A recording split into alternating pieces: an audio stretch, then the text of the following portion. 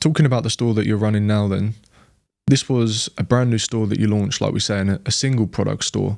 And like I say, you were able to scale it to 500,000 in 4 months, which is very impressive, bro. Like it's admirable. So to be able to do that, was there a certain process that you went through to decide what product that you perhaps wanted to bring to the market and advertise? And was the approach different to what you would have looked at if you were going to launch it on Meta as opposed to Google?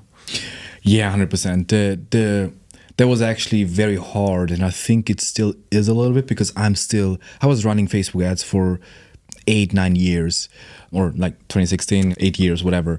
So I'm very much into the Facebook mindset, and I think you need a different mindset when you run for Google, because you have to choose a product that has search volume. So that has demand already. It's very hard to sell something on Google if there is no demand for it. On Facebook, on the other hand, you can sell anything that solves a problem or is gimmicky or like has something cool to it. You run ads and you create the demand. Yeah.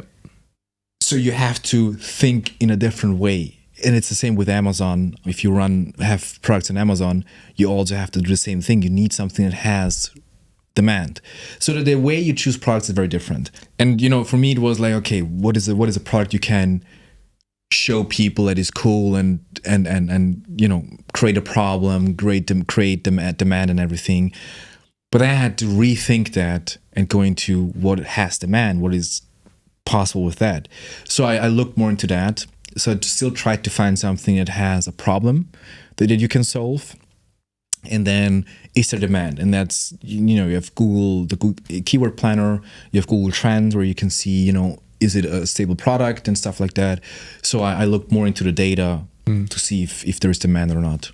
Yeah, I think you hit the nail on the head. I always describe it the exact same way.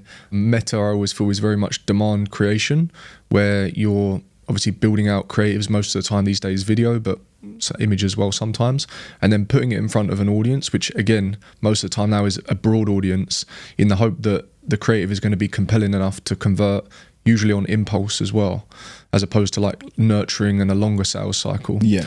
Whereas Google, like you say, I think it's leveraging existing demand and gaining access to tools like you say, Google Trends or Google Keyword Planner, that if you type in a specific search term, maybe relevant to the product title itself or even the product type, Google will actually provide you with all of the information with regards to how many people are searching for it. So much data. It's crazy. Yeah. It's crazy. Yeah. Like, and most people don't know. Like, it's crazy. But like monthly search volume by location, whether that be country, average cost per click.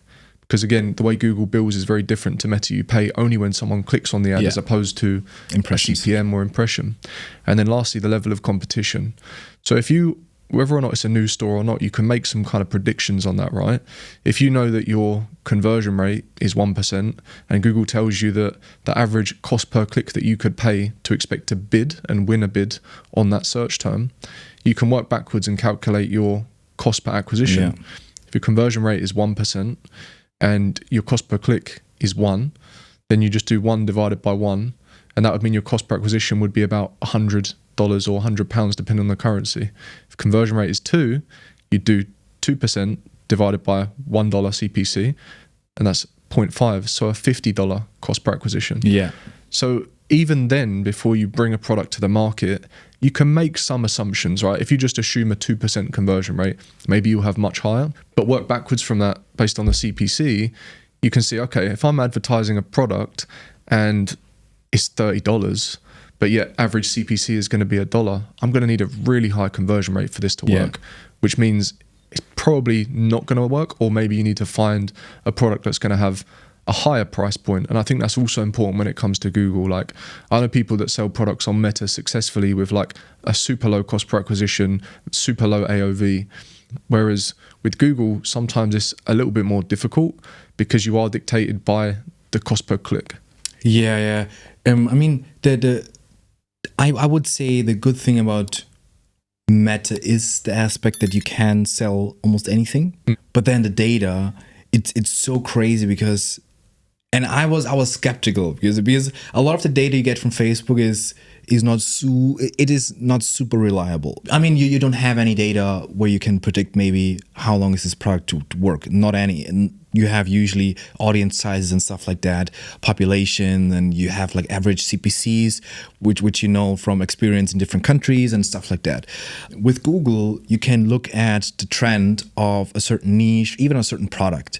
So you know that product over the last 5 years, so you have really good data. Over the last 5 years, it's selling the whole year. It's or you can see something's very seasonal, and that is very very interesting, because that way you can really predict, or you can. I mean, you can never predict, but you can make an educated guess on, is this a product that is going to sell the whole year round based on data, or is it something that might work a couple of months? And with Facebook, especially on scale, you go off of virality, and sometimes things go viral for 3 months. Sometimes you have something that works for a year, and sometimes it's like a couple of weeks only. But it's very hard to predict. And I mean, I sound like I want to bash Facebook ads, but it's still it's only the differences between the Google and Facebook, which the data is just crazy. And I would say you can go in data like in so much detail. Even though I would not suggest, I would still, a lot of common sense. Use a couple of indicators and then just test as well. And then you see if it works or not. Yeah. Common sense, but backed by data that's there, data. So if the data aligns and in your gut you think, hey, I think this is going to be a good product, the price point looks about right, there's not too much competition, there's search demand there, then that for me is a product that I would consider testing. And clearly you had a good gut feel as well with the product that you launched, and it's scaling very, very well. So I guess when it comes to Google and scaling, where you were quite new to it, did you find that the platform initially was maybe a bit overwhelming with all of the different data points and the metrics? I know you like data, but I think when a lot of people come to Google and they're not familiar with it, the dashboard can be a little bit overwhelming sometimes. Well, actually, I really don't like the dashboard.